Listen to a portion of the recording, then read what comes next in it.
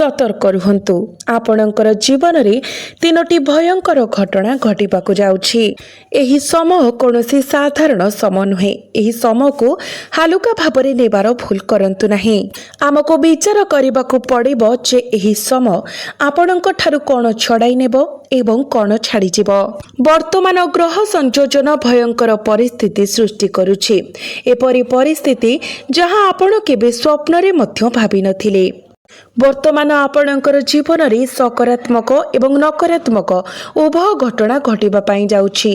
जदि आपण आपणकर भविष्यत को सुरक्षित रखिबा पई एवं प्रकृत रे आपणकर जीवन को आदर करबाकु चाहंती तेबे वीडियो को शेष पर्यंत देखंतु, जहा फल रे आपण प्रत्येकटी बिंदु को भल भाबरे बुझी पारिबे।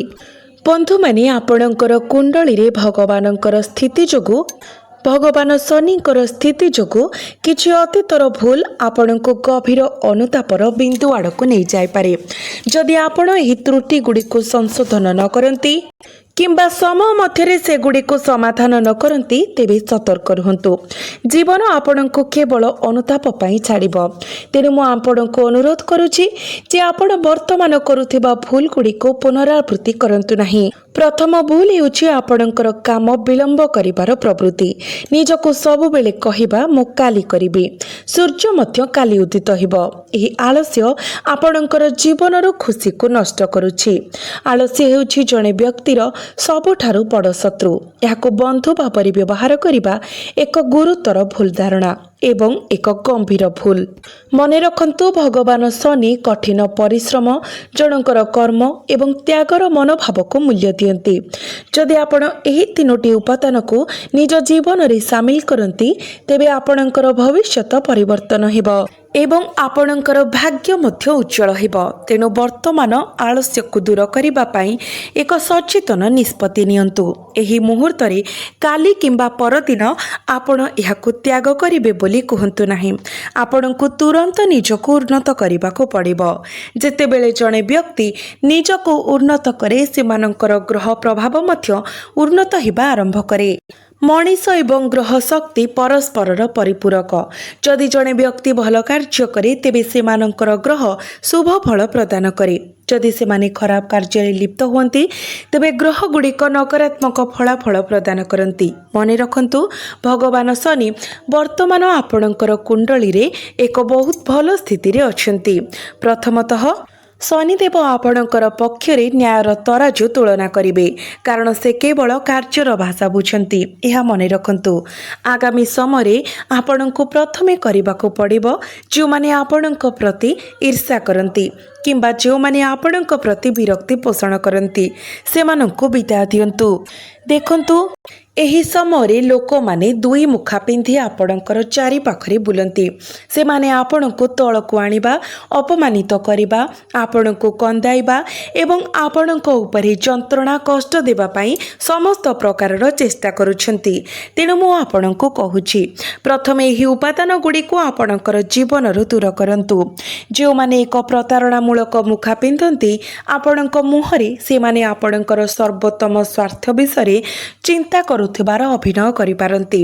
आपणको केउठाकु जिवे किंबा आपणको पाई कोन लाभदायक हेबो से विषय परामर्श देई पारंती, किंतु केवल से माने जानंती जे सेमानंकर मनरे प्रकृत रे कोन चलीछि।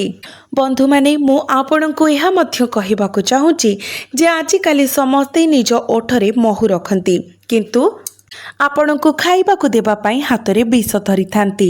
जदि केही आपणकर पाखकु लाभ आनिबा पाई योजना नहीं आसे तेबे तुरंत सेमानंको विश्वास करंतु नाही। एपरि करिबा एक गुरुतर मूर्खता हेबो एवं आपण सहजरे सेमानंक फासरे फसी जिवे। टंका एपरि एक जिनिस जे सबुठारु भल लोक मध्य एहार जाल रे फसी जांती। तथापि लोभर फास टंकार फास ठारु मध्य खराब, कारण जोठारे टंका अछि सेठारे लोभ अछि एवं जोठारे लोभ अछि सेठारे टंका अछि। तेणु स्वार्थ गभीर भावरे स्थापित। एही मुहूर्त रे परिस्थिति तीव्र हेउछि। ମନେ ରଖନ୍ତୁ ଯେ ସ୍ୱାର୍ଥପର ହେବା ଖରାପ ନୁହେଁ, କିନ୍ତୁ ଏହା ଅନ୍ୟମାନଙ୍କୁ କ୍ଷତି ପହଞ୍ଚାଇବା ପାଇଁ ମୂଲ୍ୟ ଦେବା ଉଚିତ ନୁହେଁ। ତେଣୁ ମୁଁ ଆପଣଙ୍କୁ କହିବାକୁ ଚାହୁଁଛି, ପ୍ରଥମ ଏବଂ ସର୍ବୋପରି ଆପଣଙ୍କୁ ସ୍ୱାର୍ଥପର ହେବା ଉଚିତ ନୁହେଁ। ଆପଣଙ୍କୁ ସମସ୍ତଙ୍କ ସହିତ ସମନ୍ୱୟରେ ରହିବା, ଅନ୍ୟମାନଙ୍କୁ ସେମାନଙ୍କର କାର୍ଯ୍ୟରେ ସାହାଯ୍ୟ କରିବା ଏବଂ ସେମାନଙ୍କ ପାଇଁ କାମ କରିବାରେ ସହଜ କରିବା ଆବଶ୍ୟକ। ଏହି ସମୟ ମଧ୍ୟରେ ଆପଣ ଆପଣଙ୍କର ଘର ପାଇଁ ଏକ ନୂତନ ବ୍ଲୁପ୍ରିଣ୍ଟ ତିଆରି କରିବା ଉପରେ ଧ୍ୟାନ ଦେବେ। ଏକ ନୂତନ ଯୋଜନା ଯାହା ଆପଣଙ୍କର ଜୀବନରେ ନୂତନ ରଙ୍ଗ ଯୋଡ଼ିବ। ଏକ ନୂତନ ଯୋଜନା ଯାହା ଆପଣଙ୍କର ଜୀବନରେ ନୂତନ ରଙ୍ଗ ଯୋଡ଼ିବ। ସର୍ବୋପରି ଆପଣ ଚାହାନ୍ତି ଆପଣଙ୍କର ଜୀବନ ଖୁସିରେ ପରିପୂର୍ଣ୍ଣ ହେଉ ଏବଂ ଆପଣ ଏଥିପାଇଁ ବ୍ୟାପକ ଭାବରେ ପ୍ରସ୍ତୁତ। ଆପଣ ପୁରୁଣା ଅଭ୍ୟାସ ପରିତ୍ୟାଗ କରିଛନ୍ତି, ଆପଣଙ୍କର ପଥ ସଂଶୋଧନ କରିଛନ୍ତି ଏବଂ ଆପଣଙ୍କର ପୂର୍ବ ଭୁଲ ଏବଂ କାର୍ଯ୍ୟଗୁଡ଼ିକୁ ସଂଶୋଧନ କରିଛନ୍ତି।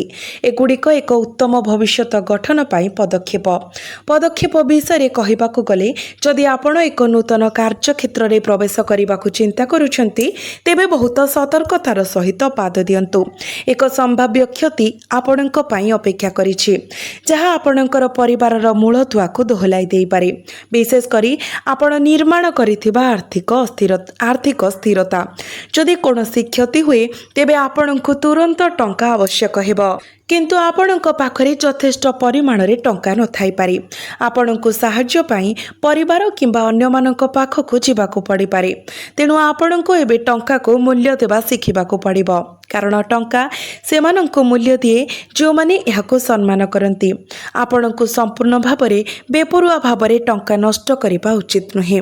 ଏହା ବ୍ୟତୀତ ଆପଣଙ୍କୁ ଛୋଟ ଛୋଟ ଜିନିଷ ବିଷୟରେ ଆପଣଙ୍କର ଆବେଗକୁ ନିୟନ୍ତ୍ରଣ କରିବାକୁ ଶିଖିବାକୁ ପଡ଼ିବ, କାରଣ ପ୍ରାୟତଃ ଏହି ଛୋଟ ଛୋଟ କଥାଗୁଡ଼ିକ ଆପଣଙ୍କର ଜୀବନକୁ ସମ୍ପୂର୍ଣ୍ଣ ନଷ୍ଟ କରିବାର ଧମକ ଦିଏ।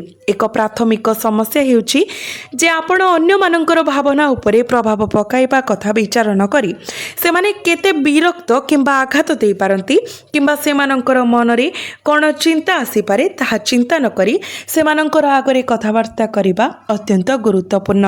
ସେଥିପାଇଁ ଆପଣଙ୍କର କଥାରେ ସଂଯମତା ଅବଲମ୍ବନ କରିବା ଗୁରୁତ୍ୱପୂର୍ଣ୍ଣ, କାରଣ ଜଣେ ବ୍ୟକ୍ତି ତାଙ୍କର କଥା ଏବଂ ଆଚରଣ ଦ୍ୱାରା ପରିଭାଷିତ ହୋଇଥାଏ। ଆଜିକାଲି ଲୋକମାନେ ନିଜର ଚରିତ୍ରକୁ ଗଢ଼ି ତୋଳିବା ଅପେକ୍ଷା ନିଜର ବାହ୍ୟ ପ୍ରତିଛବିକୁ ଚିକ୍କଣ କରିବାକୁ ଅଧିକ ଆଗ୍ରହୀ। ତଥାପି ମୁଁ ଆପଣଙ୍କୁ ଅନୁରୋଧ କରୁଛି ଯେ ଆପଣ ସାର୍ବଜନୀନ ପ୍ରତିଛବି ଉପରେ ଆପଣଙ୍କର ଚରିତ୍ରକୁ ଆଦର କରନ୍ତୁ। ମୁଁ ଆପଣଙ୍କୁ କହିବାକୁ ଚାହୁଁଛି ଯେ ନୂତନ ପଡ଼ୋଶୀମାନେ ଶୀଘ୍ର ଆପଣଙ୍କର ଆଖପାଖରେ ପ୍ରବେଶ କରିପାରନ୍ତି ଏବଂ ଏକ ଛୋଟ ସମସ୍ୟା ସେମାନଙ୍କ ସହିତ ଯୁକ୍ତିତର୍କ କିମ୍ବା ଉଷ୍ମ ଆଚରଣ ସୃଷ୍ଟି କରିପାରେ। ଆପଣ ମନେ ରଖିବା ଉଚିତ ଯେ କେହି ପାଖରେ ରହୁଛନ୍ତି କିମ୍ବା ଆପଣଙ୍କ ଘରକୁ ଅତିଥି ଆସୁଛନ୍ତି, ଆପଣ ସେମାନଙ୍କ ସହିତ ସମ୍ମାନର ସହିତ ବ୍ୟବହାର କରିବା ଉଚିତ। କେବେ ବି ସେହି ସମ୍ମାନକୁ ଦୁର୍ବଳ ହେବାକୁ ଦିଅନ୍ତୁ ନାହିଁ। ଆପଣ ପ୍ରାୟତଃ ଝଗଡ଼ା ଏବଂ ବିବାଦରେ ଲିପ୍ତ ହୋଇ ପରିସ୍ଥିତିକୁ ନଷ୍ଟ କରିଦିଅନ୍ତି, କିନ୍ତୁ ଆପଣ କେବେ ଏହା କରିବା ବନ୍ଦ କରିବା ଉଚିତ। ଏପରି ଆଚରଣରୁ ଦୂରେଇ ରୁହନ୍ତୁ ଏବଂ ଆପଣଙ୍କର ପରିବାର ମଧ୍ୟରେ ଶାନ୍ତି ଏବଂ ସମନ୍ୱୟର ବାତାବରଣ ବଜାୟ ରଖିବାକୁ ଚେଷ୍ଟା କରନ୍ତୁ। ଆଗକୁ ଚାହିଁ ମନେ ରଖନ୍ତୁ ଯେ ଆପଣ ଯେଉଁ ଅତୁଟ ବନ୍ଧନ ତିଆରି କରିଥିଲେ, ଯେଉଁଠାରେ ଆପଣ ଆପଣଙ୍କର ସମୟ, ଭାବନା ଏବଂ ଅନ୍ତର୍ନିହିତ ଚିନ୍ତାଧାରା ଅନ୍ୟମାନଙ୍କ ପାଇଁ ଉତ୍ସର୍ଗ କରିଥିଲେ, ତାହା ଦୃଢ଼ ହେବ। ଏହି ସମୟରେ ଏହି ସ୍ଥାୟୀ ସମ୍ପର୍କ ମଧ୍ୟରେ ଆପଣ ଜୀବନରେ ଶିଖିଥିବା କିମ୍ବା ଶିଖିନଥିବା ଶିକ୍ଷା ବୁଝିପାରିବେ। ତେଣୁ ଆଗକୁ ବଢ଼ିବା ସହିତ ଏହି ସଂଯୋଗଗୁଡ଼ିକୁ ପୋଷଣ କରନ୍ତୁ। ପ୍ରକୃତରେ ଗୁରୁତ୍ୱପୂର୍ଣ୍ଣ ସମ୍ପର୍କଗୁଡ଼ିକ ଉପରେ ଧ୍ୟାନ ଦିଅନ୍ତୁ, ଯାହା ଆପଣଙ୍କୁ ଖୁସି ଆଣିଦିଏ ଏବଂ ଆପଣଙ୍କୁ ଜୀବନରେ ଦୁଃଖ ଏବଂ ଯନ୍ତ୍ରଣାକୁ ଭୁଲିବାକୁ ଦିଏ। ଆପଣଙ୍କୁ ଏବେ ଜିନିଷଗୁଡ଼ିକୁ ଗମ୍ଭୀରତାର ସହିତ ନେବାକୁ ପଡ଼ିବ। ଯଦି ଆପଣ ଆପଣଙ୍କର ଜୀବନକୁ ଏହା ଯୋଗ୍ୟ ଗୁରୁତ୍ୱ ସହିତ ବ୍ୟବହାର କରିବାରେ ବିଫଳ ହୁଅନ୍ତି, ତେବେ ଆପଣଙ୍କର ଜୀବନ ଅନ୍ୟମାନଙ୍କ ପାଇଁ ଏକ ଚମତ୍କାର ହେବାକୁ ଅଧିକ ସମୟ ଲାଗିବ ନାହିଁ। ଆପଣ ଭଲ ଭାବରେ ଜାଣନ୍ତି ଯେ ଆପଣ କିପରି ଦିନ କାଟୁଥିଲେ, ଆପଣ କିପରି ମଙ୍ଗଳ, ପ୍ରେମ, ପରିବାର ଏବଂ ନିଜ ଲୋକଙ୍କର ସାଥ ପାଇଁ ଆଗ୍ରହୀ ଥିଲେ। ଆପଣ ଏସବୁ ଜିନିଷ ପାଇଁ ଆଗ୍ରହୀ ଥିଲେ ଏବଂ ସେଗୁଡ଼ିକୁ ପାଇବା ପାଇଁ ସଂଘର୍ଷ ପ୍ରାୟତଃ ଆପଣଙ୍କୁ ଲୁହରେ ବୁଡ଼ାଇ ଦେଇଥିଲା। ତେଣୁ ବନ୍ଧୁମାନେ ଆଗାମୀ ଦିନ ପାଇଁ ଯୋଜନା ପ୍ରସ୍ତୁତ କରିବା ସମୟରେ ଆପଣଙ୍କୁ ପ୍ରଥମ ପ୍ରାଥମିକତା ନିଜକୁ କିପରି ଖୁସି ରଖିବେ ତାହା ହେବା ଉଚିତ। ସର୍ବୋପରି ଜଣେ ବ୍ୟକ୍ତି ଯିଏ ଖୁସିରେ ରହିଥାଏ, ସେ ଜୀବନରେ ବହୁତ ଆଗକୁ ବଢ଼ିଥାଏ ଏବଂ ଅପାର ସଫଳତା ହାସଲ କରିଥାଏ। ମୁଁ ଆପଣଙ୍କୁ ଏହା ମଧ୍ୟ କହିବାକୁ ଚାହୁଁଛି ଯେ ଆଗାମୀ ସମୟରେ ଆପଣ ଆପଣଙ୍କର ପ୍ରିୟଜନଙ୍କ ସହିତ ସୁସଜ୍ଜିତ ସମ୍ପର୍କ ବଜାୟ ରଖିବା ଉଚିତ। ତାହା ଆପଣଙ୍କର ଜୀବନସାଥୀ, ପିତାମାତା କିମ୍ବା ଭାଇ ଭଉଣୀ ହୁଅନ୍ତୁ। ଆପଣଙ୍କୁ ସେମାନଙ୍କ ସହିତ ସଂଯୁକ୍ତ ଏବଂ ନିକଟତର ରହିବା ଆବଶ୍ୟକ। ଅଲଗା ହୁଅନ୍ତୁ ନାହିଁ। ମନେ ରଖନ୍ତୁ, ଯେତେବେଳେ ଆପଣ ସେମାନଙ୍କୁ କୌଣସି ପ୍ରସ୍ତାବ କିମ୍ବା ଧାରଣା ଉପସ୍ଥାପନ କରନ୍ତି, ଏପରି ଶାନ୍ତ ଏବଂ ସ୍ଥିର ମନରେ କରନ୍ତୁ ଯେ ଏହା ଆପଣଙ୍କର ଯେତେବେଳେ ଆପଣ ସେମାନଙ୍କୁ କୌଣସି ପ୍ରସ୍ତାବ କିମ୍ବା ଧାରଣା ଉପସ୍ଥାପନ କରନ୍ତି, ଶାନ୍ତ ମନରେ କରନ୍ତୁ। ସାମାନ୍ୟ କଥାକୁ ନେଇ ଦ୍ୱନ୍ଦ୍ୱ ଏବଂ ମତଭେଦ ଯେମିତି ସୃଷ୍ଟି ନ ହୁଏ ସେଥିପ୍ରତି ଧ୍ୟାନ ଦିଅନ୍ତୁ। ଆଜି ସମସ୍ତେ ପରିବାରକୁ ଏକତା ରଖିବା ବିଷୟରେ ଚିନ୍ତା କରନ୍ତି ନାହିଁ। ପରିବାରରେ ପ୍ରାୟତଃ ଅତି କମ୍ରେ ଜଣେ ବ୍ୟକ୍ତି, ପୁରୁଷ କିମ୍ବା ମହିଳା ଅଛନ୍ତି ଯେଉଁମାନେ ପୃଥକୀକରଣ ଚାହାନ୍ତି, ଘର ଛାଡ଼ିବାକୁ ଚାହାନ୍ତି କିମ୍ବା ବାହାରକୁ ଚାଲିଯିବାକୁ ଚାହାନ୍ତି, କାରଣ ସେମାନେ ଆଉ ସେଠାରେ ରହିବାକୁ ଚାହାନ୍ତି ନାହିଁ। ପ୍ରାୟତଃ ଏପରି ଭାବନା ବାହାର ଲୋକଙ୍କ ଦ୍ୱାରା ପ୍ରୋତ୍ସାହିତ ହୁଏ। ପରିବାରକୁ 4ଟି ସ୍ତମ୍ଭ ଦ୍ୱାରା ସମର୍ଥିତ ଏକ ଗଠନ ଭାବରେ ଭାବନ୍ତୁ। ଯଦି 4ଟି ସ୍ତମ୍ଭ ଏକାଠି ରହେ, ତେବେ ଘର ଏକତାରେ ରହିଥାଏ ଏବଂ ଏହାର ଶକ୍ତି ବଜାୟ ରଖେ। ତଥାପି ଯେତେବେଳେ ଗୋଟିଏ ସ୍ତମ୍ଭ ଏକ ବାହ୍ୟ ସ୍ତମ୍ଭ ସହିତ ନିଜକୁ ସମନ୍ୱିତ କରେ, ସେତେବେଳେ ସମସ୍ୟା ସୃଷ୍ଟି ହୁଏ। ଯେତେବେଳେ କେହି ଏପରି ପ୍ରଭାବ ସହିତ ସଂଯୋଗ କରନ୍ତି, ସେମାନେ ସମର୍ଥନର ସେହି ସ୍ତମ୍ଭ ଉପରେ ନିର୍ଭର କରିବାକୁ ଆରମ୍ଭ କରନ୍ତି ଏବଂ ଅନିବାର୍ଯ୍ୟ ଭାବରେ ସେହି ବ୍ୟକ୍ତି ଯାହା କୁହନ୍ତି ତାହାର ପ୍ରଭାବରେ ପଡ଼ିଯାଆନ୍ତି। ସେହିପରି ଆପଣ ନିଜ ପରିବାରରେ ଏପରି ସଦସ୍ୟ ଥାଇପାରନ୍ତି ଯେଉଁମାନେ ଅନ୍ୟମାନଙ୍କ କଥାରେ ସହଜରେ ପ୍ରଭାବିତ ହୋଇପାରନ୍ତି। ସେମାନେ ବାହାର ଲୋକଙ୍କ କଥା ଶୁଣନ୍ତି, ସେହି ଧାରଣାଗୁଡ଼ିକୁ ଘରକୁ ଆଣନ୍ତି ଏବଂ ଯାହାଫଳରେ ସମ୍ପର୍କ ଭାଙ୍ଗିଯାଏ। ମନେ ରଖନ୍ତୁ, ଏହି ସମୟରେ ପରିବାରଠାରୁ ଅଧିକ ଗୁରୁତ୍ୱପୂର୍ଣ୍ଣ କିଛି ନୁହେଁ। ଯଦି ଆପଣଙ୍କର ପରିବାର ଆପଣଙ୍କ ସହିତ ଠିଆ ହୁଏ, ତେବେ ଆପଣ ଖୁସି ରହିବେ। ଯଦି ଆପଣ ସେମାନଙ୍କ ଠାରୁ ଦୂରେଇ ରୁହନ୍ତି, ତେବେ ଆପଣ ଦୁଃଖୀ ରହିବେ। ଆଗକୁ ଚାହିଁ ଆପଣଙ୍କୁ ଆପଣଙ୍କର ସ୍ୱାସ୍ଥ୍ୟ ପ୍ରତି ବିଶେଷ ଧ୍ୟାନ ଦେବାକୁ ପଡ଼ିବ, କାରଣ ବର୍ତ୍ତମାନ ଗ୍ରୀଷ୍ମ ଋତୁ ଚାଲୁଛି। ଯଥାସମ୍ଭବ ନିଜ ଖାଦ୍ୟପେୟର ଧ୍ୟାନ ନିଅନ୍ତୁ। ଉପଯୁକ୍ତ ପରିମାଣରେ ଜଳପାନ କରନ୍ତୁ। ଆପଣଙ୍କୁ ନିଜ ସ୍ୱାସ୍ଥ୍ୟର ଯତ୍ନ ନେବାକୁ ପଡ଼ିବ। ମନେ ରଖନ୍ତୁ, ଯଦି ଏହି ସମୟରେ ଆପଣ ଅନ୍ୟ ମହିଳାମାନଙ୍କୁ ଖରାପ ଦୃଷ୍ଟିରେ ଦେଖନ୍ତି, ସେମାନଙ୍କ ବିଷୟରେ କାମନାପୂର୍ଣ୍ଣ ଚିନ୍ତାଧାରା ପୋଷଣ କରନ୍ତି, ତ ଆପଣ ନର୍କ ପରି ଜୀବନଯାପନ କରିବେ। ଏପରି ବ୍ୟକ୍ତିମାନେ କେବେ ବି ପ୍ରକୃତରେ ସଫଳ ହୋଇପାରିବେ ନାହିଁ, କାରଣ ସେମାନଙ୍କର ଜୀବନ ଏହି ଇଚ୍ଛା ଉପରେ ସ୍ଥିର ହୋଇଯାଏ। ସେମାନଙ୍କୁ ନିଜ ମଙ୍ଗଳ ଉପରେ ଧ୍ୟାନ ଦେବା କିମ୍ବା ସେମାନଙ୍କର ଜୀବନକୁ ଉନ୍ନତ କରିବାରୁ ବାଧା ଦିଏ। ତେଣୁ ବନ୍ଧୁମାନେ, ମନେ ରଖନ୍ତୁ ଯେ ନିକଟ ଭବିଷ୍ୟତରେ ଆପଣଙ୍କୁ ଆପଣଙ୍କର ଯୋଜନାଗୁଡ଼ିକୁ ସଫଳତାର ସହିତ କାର୍ଯ୍ୟକାରୀ କରିବା ପାଇଁ କିଛି ଅତିରିକ୍ତ ପ୍ରୟାସ କରିବାକୁ ପଡ଼ିବ। ଏପରି କିଛି ଅଭ୍ୟାସ ଅଛି ଯାହାକୁ ଆପଣଙ୍କୁ ଯଥାଶୀଘ୍ର ପରିବର୍ତ୍ତନ କରିବାକୁ ଚେଷ୍ଟା କରିବାକୁ ପଡ଼ିବ। ପ୍ରଥମ ଏବଂ ସର୍ବୋପରି, ଆପଣ କିପରି ସୋସିଆଲ ମିଡ଼ିଆରେ ନିରନ୍ତର ସମୟ ନଷ୍ଟ କରୁଛନ୍ତି ତାହା ବିଚାର କରନ୍ତୁ। ଆପଣଙ୍କୁ ଏହି ଅପଚୟକୁ ବନ୍ଦ କରିବାକୁ ପଡ଼ିବ, କାରଣ ସମୟର ଅପଚୟ ଜଣେ ବ୍ୟକ୍ତିକୁ ବହୁତ ତଳକୁ ଟାଣି ଆଣେ। ନୂତନ କୌଶଳ ଶିଖିବା ଏବଂ ଆପଣଙ୍କର ଜୀବନରେ ନବୀକରଣର ଭାବନା ଆଣିବା ଉପରେ ଧ୍ୟାନ ଦିଅନ୍ତୁ। ଏହା ଆପଣଙ୍କ ପାଇଁ ଅତ୍ୟନ୍ତ ଲାଭଦାୟକ ହେବ। କିଛି ନିଷ୍ପତ୍ତି ଅଛି ଯାହା ଆପଣ ବର୍ତ୍ତମାନ ନେଇପାରିବେ ନାହିଁ, ତଥାପି ଏହା ସତ୍ୟ ଯେ ଯେତେବେଳେ ସଠିକ୍ ମୁହୂର୍ତ୍ତ ଆସିଥାଏ, ସବୁକିଛି ପରିବର୍ତ୍ତନ ହୁଏ। ସମୟର ଗତି ଉପରେ ବିଶ୍ୱାସ ରଖନ୍ତୁ, କାରଣ ଏହା ଧୀରେ ଧୀରେ ଏକ ନୂତନ ଦିଗରେ ଗତି କରୁଛି। ମୁଁ ଆପଣଙ୍କୁ କହିଦେଉଛି, ଆପଣଙ୍କୁ ଜୀବନର କିଛି ନିଷ୍ପତ୍ତି ନିଜେ ନେବାକୁ ପଡ଼ିବ। ଏହା କରିବାରେ ବିଫଳ ହେଲେ ଗଭୀର ଅନୁତାପ କରିବେ। ତେଣୁ ଏହି ନିଷ୍ପତ୍ତିଗୁଡ଼ିକ ତୁରନ୍ତ ନେବା ପାଇଁ ଚେଷ୍ଟା କରନ୍ତୁ। ମନେ ରଖନ୍ତୁ, ଗତ ବର୍ଷ ଆପଣ ଲୋକମାନଙ୍କୁ ମିଥ୍ୟା ବାହାନା, ଖାଲି ଆଶ୍ୱାସନା ଏବଂ ମିଥ୍ୟା କଥା ଦେଇଥିଲେ। ଆପଣ ଏହାର ମୂଲ୍ୟ ଦେଇଛନ୍ତି ଏବଂ ଏହାକୁ ଏତେ ମହଙ୍ଗା ଦେଇଛନ୍ତି ଯେ ଆପଣ ଏବେ ବୁଝିପାରୁଛନ୍ତି ଯେ ଭବିଷ୍ୟତରେ କେଉଁ ଭୁଲଗୁଡ଼ିକ ପୁନରାବୃତ୍ତି କରାଯିବା ଉଚିତ ନୁହେଁ। ମୁଖ୍ୟ କଥା ହେଉଛି, ମିଥ୍ୟା ବାହାନା, ଖାଲି ଆଶ୍ୱାସନା କିମ୍ବା ଫମ୍ପା ପ୍ରତିଶ୍ରୁତି ଦିଅନ୍ତୁ ନାହିଁ। ଯଦି ଆପଣ କାହା ପାଇଁ କିଛି କରିପାରିବେ ନାହିଁ, ତେବେ ସେମାନଙ୍କୁ ସେମାନଙ୍କ ମୁହଁରେ ଏତେ ସ୍ପଷ୍ଟ ଭାବରେ କୁହନ୍ତୁ। ସେମାନଙ୍କୁ ମିଥ୍ୟା ଆଶା କିମ୍ବା ଭିତ୍ତିହୀନ ଆଶ୍ୱାସନା ଦିଅନ୍ତୁ ନାହିଁ। ଏହା ସହିତ ଶୃଙ୍ଖଳା ଭଙ୍ଗ କରିବାର ଆପଣଙ୍କର ଅଭ୍ୟାସ ପ୍ରତି ସତର୍କ ରୁହନ୍ତୁ। ଏକ ସୁନ୍ଦର ଭବିଷ୍ୟତ ପାଇଁ ଏକ ଶୃଙ୍ଖଳିତ ଜୀବନଯାପନ ଅତ୍ୟନ୍ତ ଜରୁରୀ। ଶେଷରେ, ଆପଣ ତୁରନ୍ତ ଅବୈଧ କିମ୍ବା ସଂକୀର୍ଣ୍ଣ ରୋଜଗାରରେ ତ ହେବା ବନ୍ଦ କରିବା ଉଚିତ। ଆପଣ ଯେଉଁ ଅନୈତିକ କାର୍ଯ୍ୟକଳାପରେ ଜଡ଼ିତ ଅଛନ୍ତି, ଆପଣ ଅନ୍ୟମାନଙ୍କ ପାଇଁ ଯେଉଁ ଅସୁବିଧା ସୃଷ୍ଟି କରୁଛନ୍ତି, ଶେଷରେ କେବଳ ସେମାନଙ୍କ ପାଇଁ ନୁହେଁ ବରଂ ଆପଣଙ୍କର ଏବଂ ଆପଣଙ୍କର ନିଜ ଜୀବନ ପାଇଁ ମଧ୍ୟ ସମସ୍ୟା ସୃଷ୍ଟି ହେବ। ଆପଣ ଦେଖିବେ ଅନେକ ଲୋକଙ୍କର ଅନୈତିକ ଲାଭରେ ଆନନ୍ଦ ପାଇବାର ଅଭ୍ୟାସ ଥାଏ। ଏପରି ରୋଜଗାର କେବଳ କିଛି କ୍ଷଣିକ ମୁହୂର୍ତ୍ତ ପାଇଁ ଖୁସି ଆଣିପାରେ, କିନ୍ତୁ ଏହା ଜଣଙ୍କର ଜୀବନକୁ ସମ୍ପୂର୍ଣ୍ଣ ଭାଙ୍ଗି ପକାଇପାରେ। ମୁଁ ଆପଣଙ୍କୁ ସମସ୍ତଙ୍କୁ କହିବାକୁ ଚାହୁଁଛି, ପ୍ରଥମ ପଦକ୍ଷେପ ହେଉଛି ଭୁଲ ସାଥିରୁ ନିଜକୁ ଦୂରେଇ ରଖିବା। ପରବର୍ତ୍ତୀ ଭୁଲ ହେଉଛି ଭୁଲ ପ୍ରକାରର ଲୋକଙ୍କ ସହିତ ସମ୍ପର୍କ ରଖିବା, ଯେଉଁମାନେ ମଦ୍ୟପାନ କିମ୍ବା ମାଂସାହାରୀ ଖାଦ୍ୟ ସେବନ କରନ୍ତି, ଯେଉଁମାନେ ଅନ୍ୟ ମହିଳାଙ୍କ ପ୍ରତି କାମନାପୂର୍ଣ୍ଣ ଚିନ୍ତାଧାରା ପୋଷଣ କରନ୍ତି, ଯେଉଁମାନେ ମା ଏବଂ ଭଉଣୀମାନଙ୍କୁ ସମ୍ମାନ କରନ୍ତି ନାହିଁ, ଯେଉଁମାନେ ସବୁବେଳେ ନିଜ ଭାଇମାନଙ୍କ ସହିତ ଝଗଡ଼ା କରନ୍ତି ଏବଂ ଯେଉଁମାନେ ସେମାନଙ୍କର ପାରିବାରିକ ଦାୟିତ୍ୱକୁ ଏଡ଼ାଇ ଯାଆନ୍ତି, ସହାନୁଭୂତି କିମ୍ବା ଯୋଗାଯୋଗ କରିବାକୁ ଇଚ୍ଛା ପ୍ରକାଶ କରନ୍ତି ନାହିଁ। ଆପଣ ତୁରନ୍ତ ଏହି ଅଭ୍ୟାସ ଗୁଡ଼ିକୁ ପରିତ୍ୟାଗ କରିବା ଉଚିତ। ଏହା ବ୍ୟତୀତ ଆପଣ ବର୍ତ୍ତମାନ ଛଳନାପୂର୍ଣ୍ଣ ଜୀବନଯାପନ କରିବାରେ ଅତ୍ୟଧିକ ବିଶ୍ୱାସ ରଖିଛନ୍ତି। ଆପଣ ଭଲ ଭାବରେ ଜାଣନ୍ତି ଯେ ଆପଣ ଋଣ ନେଇ ଆପଣଙ୍କର ଇଚ୍ଛାକୁ ପୂରଣ କରିଛନ୍ତି। ଯେତେବେଳେ ସେହି ଭୋଗ ସରିଯାଇଛି, ଋଣ ଅନାଦେୟ ଏବଂ ସମାଧାନ ହୋଇନାହିଁ, ଆତ୍ମ ଉନ୍ନତି ଉପରେ ଧ୍ୟାନ ଦିଅନ୍ତୁ। ମିଥ୍ୟା ପ୍ରଦର୍ଶନ ଉପରେ ମହିମା ଏବଂ ଖାଲି ପ୍ରତିଶ୍ରୁତି ଆପଣଙ୍କର ଜୀବନକୁ ଖାଲି କରିଦେବ। ଆପଣ ତୁରନ୍ତ ଏହି ଜିନିଷ ଗୁଡ଼ିକୁ ନିଜଠାରୁ ଦୂରେଇ ରଖିବା ଉଚିତ।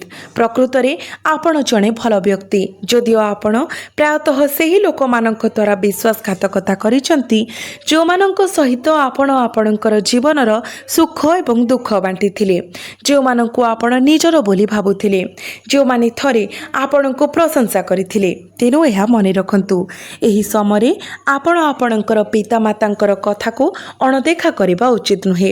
ନିଜକୁ ସର୍ବଜ୍ଞ ଭାବନ୍ତୁ ନାହିଁ ଏବଂ ଆପଣଙ୍କର ଭାବନାରୁ ଦୌଡ଼ି ପଳାନ୍ତୁ ନାହିଁ। ଯେଉଁମାନେ ନିଜ ଭାବନାରୁ ଦୌଡ଼ି ପଳାନ୍ତି, ସେମାନେ କେବେ ବି ପ୍ରକୃତରେ ଜିନିଷ ଗୁଡ଼ିକୁ ବୁଝିପାରନ୍ତି ନାହିଁ। ଏହା ବ୍ୟତୀତ କୌଣସି ସମ୍ପର୍କକୁ ହାଲୁକା ଭାବରେ ନିଅନ୍ତୁ ନାହିଁ।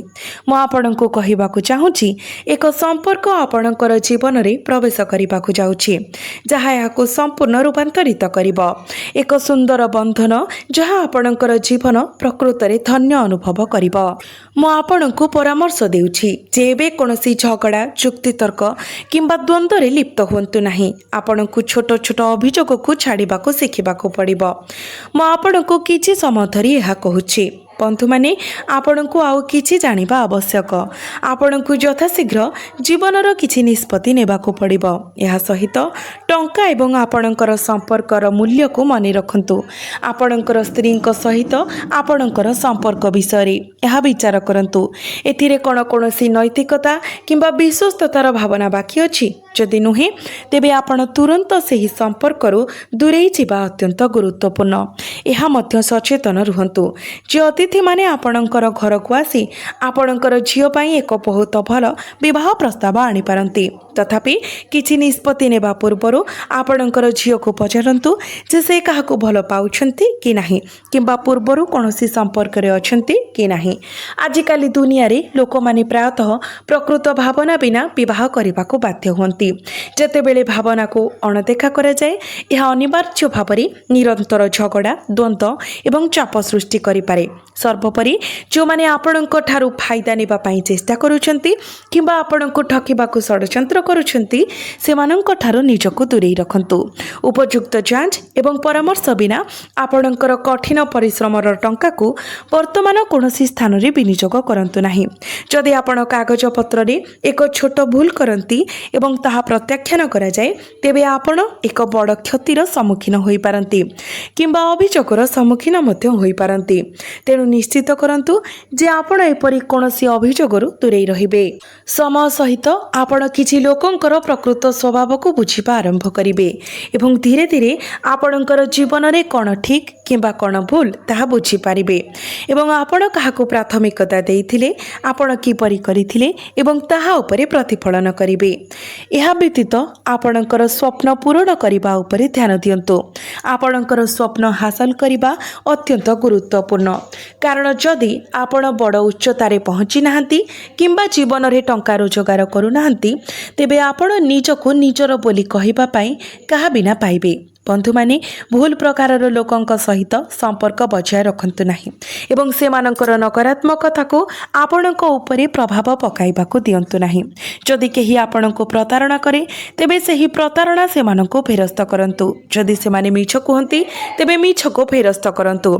जदि सेमाने आपणको असुविधारे पकाइबाकू चेष्टा करंती तेबे सेमानंको असुविधारे पकांतु। सर्वोपरि जो माने अन्य मानंको पाई गात खोलिबाकू चेष्टा करंती सेमाने प्रायतः प्रथमे एथिरे पड़ंती।